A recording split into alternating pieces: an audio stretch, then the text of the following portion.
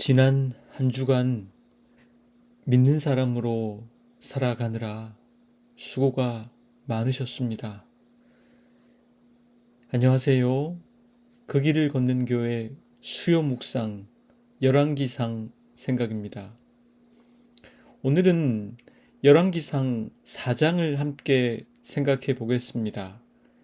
열왕기상 4장은 하나님께서 주신 지혜가 솔로몬의 행정에 어떻게 구체적으로 구현되었는가?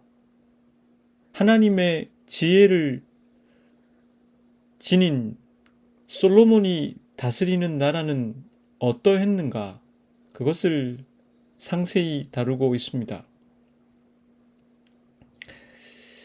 저자는 우선 솔로몬 시대의 라인업을 소개합니다.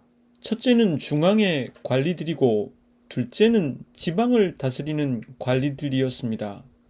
중앙의 관리들은 사독의 아들 아사랴가 제사장, 시사의 아들 엘리호렙과 아이야는 서기관, 아일롯의 아들 여호사밧은 역사기록관, 여호야다의 아들 분야냐는 군사령관, 사독과 아비아달은 제사장, 나단의 아들 아사랴는 관리를 지휘하는 장관, 나단의 아들 사붓은 제사장 겸 왕의 개인 자문관, 아이살은 군내 대신, 입다의 아들 아도니람은 강제 노력 책임자였습니다.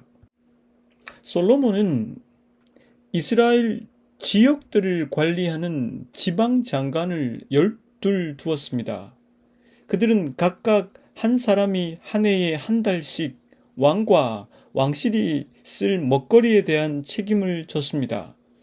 그들의 이름은 에브라임 산간 지역은 벤후리, 마가스와 사알빔과 메세베스와 엘론, 베나한 지역은 벤데게리, 아룻봇과 소고와 헤벨 지역은 벤헤셀이, 돌의 고지대 전 지역은 솔로몬의 딸 디바의 남편인 벤 아비나답이, 다하락과 무깃도와 이스라엘 아래 사르단 옆에 있는 벳산 전 지역과 저 멀리 아벤 무올락과 용르압에 이르는 지역은 아일롯의 아들 바하나가, 길르앗 라못 지역과 길르앗에 있는 므낫세의 아들 야일의 모든 동네와 바산에 있는 아르곱 지역의 성벽과 높빗장을 갖춘 60개의 큰 성읍은 벤게벨이, 마하나임 지역은 id도의 아들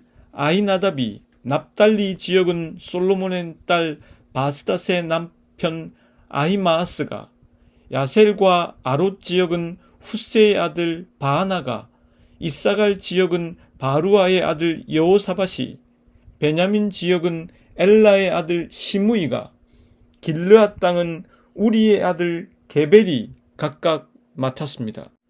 한편 유다와 이스라엘의 인구가 늘어나면서 마치 바닷가의 모래알처럼 많아졌지만 먹고 마시는 것에 모자람이 없었으므로 백성들은 잘 지냈습니다. 솔로몬의 영토는 유프라테 강으로부터 블레셋 영토에 이르기까지, 또 이집트 국경에 이르기까지 모든 왕국을 다스렸고, 그 왕국들은 솔로몬이 살아있는 동안에 조공을 바쳤습니다. 솔로몬 왕국이 쓰는 하루 먹거리는 잘 빻은 밀가루 30섬과 거친 밀가루 60섬과 살찐 소 10마리, 목장소 20마리와 양 100마리, 그 밖에 숫 사슴과 노루와 암사슴, 살찐 새들이었습니다. 솔로몬은 전차를 끄는 말을 두는 마국한 3만 칸과 군마 12,000匹를 가지고 있었습니다. 솔로몬의 일생 동안에 유다와 이스라엘의 모든 사람은 저마다 자기의 포도나무와 무화과 나무 아래에서 평화를 누리며 살았습니다. 솔로몬의 관리들은 왕의 식탁에 참석하는 모든 사람이 먹을 수 있도록 부족하지 않게 먹거리를 조달했습니다. 하나님께서 솔로몬에게 지혜와 총명과 넓은 마음을 바닷가의 모래알처럼 한없이 많이 주시니 솔로몬의 지혜는 동양의 어느 누구보다도 또 이집트의 그 누구보다도 뛰어났습니다. 그는 3,000가지의 잠언을 말하였고 1,005편의 노래를 지었으며 레바논에 있는 백향목으로부터 벽에 붙어서 사는 우슬초에 이르기까지 모든 초목을 놓고 논할 수 있었고 짐승과 기어다니는 것과 물고기를 두고서도 가릴 것 없이 논할 수 있었습니다. 그래서 그의 지혜에 관한 소문을 들은 모든 백성과 지상의 모든 왕은 솔로몬의 지혜를 들어 배우려고 몰려왔습니다. 오늘 본문을 쓴 이 열왕기상 저자의 의도는 분명해 보입니다. 그것은 솔로몬의 왕국이 이상적 왕정국가였다는 것을 표현하기 위해서였습니다. 솔로몬 시기에 이스라엘은 번영했으며 평화를 누렸으며 좋은 인재들이 있었으며 지리적으로 팽창했으며 주변의 나라들이 이스라엘을 두려워했으며 정치적으로, 외교적으로, 경제적으로 안정감을 누렸고 부강했다는 것을 알 수 있습니다. 솔로몬의 나라는 한마디로 평화의 왕국이었습니다. 우선 이 평화의 왕국에는 적재적소에 좋은 인재들이 있었습니다. 저자는 처음에는 중앙의 고위 관리들을 쭉 열거합니다.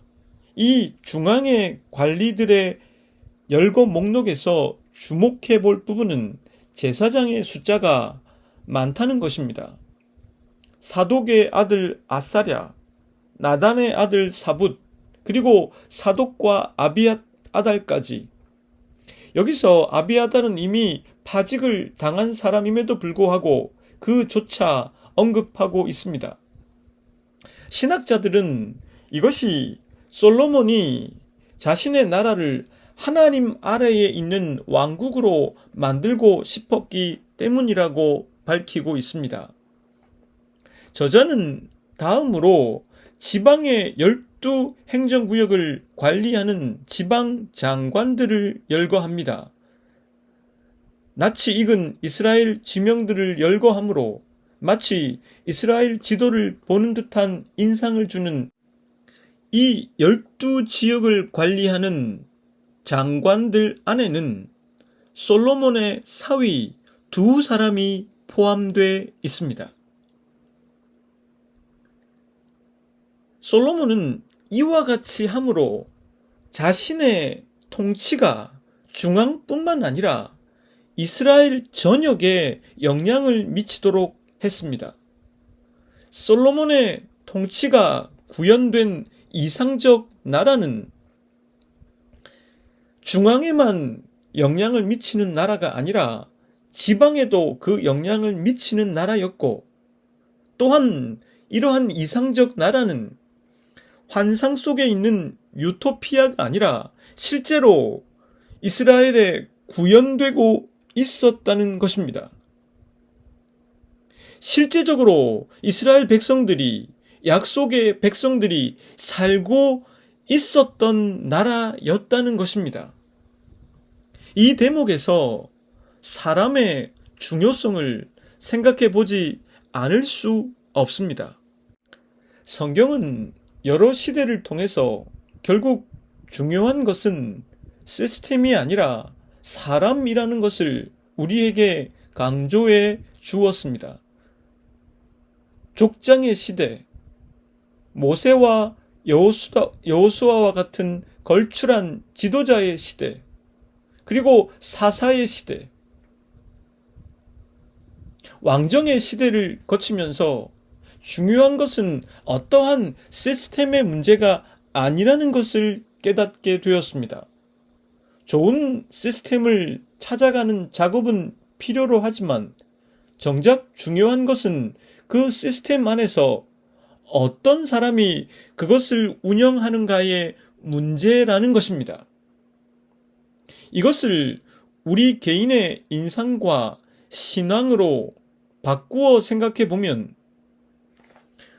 중요한 것은 내가 무엇을 하느냐, 어디에 있느냐, 누구와 함께 있느냐, 이것보다는 내가 어떤 사람인가, 내 가슴에 어떤 마인드를 갖고 있는가, 어떤 믿음을 갖고 있는가 하는 게 더 중요한 문제라는 것입니다.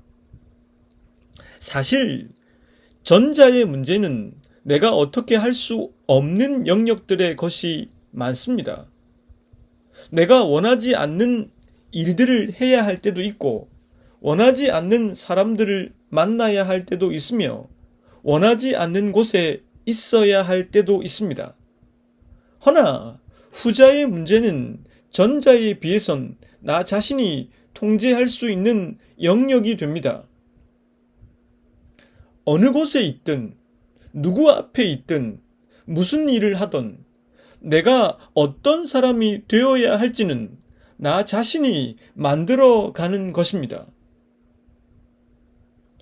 전자의 문제들이 아니라 후자에 따라 우리의 삶은 상당 부분 더 좋아질 수 있고 하나님의 약속에 가까워질 수 있습니다.